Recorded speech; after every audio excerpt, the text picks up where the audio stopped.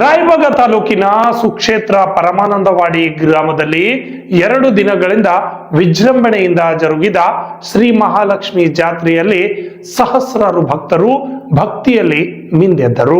ಜಾತ್ರೆಯ ನಿಮಿತ್ತ ಶ್ರೀ ಮಹಾಲಕ್ಷ್ಮಿ ಹಾಗೂ ಶ್ರೀ ಪರಮಾನಂದ ಶ್ರೀ ಹನುಮಾನ ದೇವಸ್ಥಾನಕ್ಕೆ ಭಕ್ತರು ತೆರಳಿ ದೇವರುಗಳ ದರ್ಶನ ಪಡೆದರು.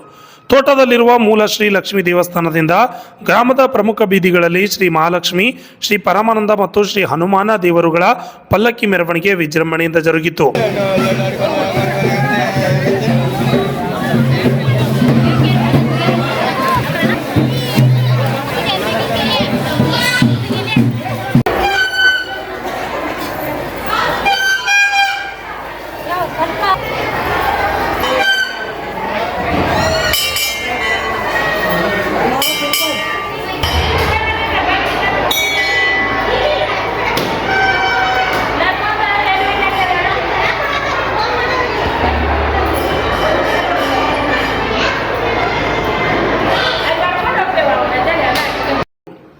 ಆರತಿ ಹಿಡಿದ ಮುತ್ತೈದರ ಜೊತೆಗೆ ಶುಭಕರ ವಾದ್ಯ ಹಾಗೂ ಡೊಳ್ಳು ಕುಣಿತದೊಂದಿಗೆ ಸಂಚರಿಸಿ ಗ್ರಾಮದ ದೇವಸ್ಥಾನಗಳಿಗೆ ಭಕ್ತ ವೃಂದದ ಸಮೇತ ಆಗಮಿಸಿತು.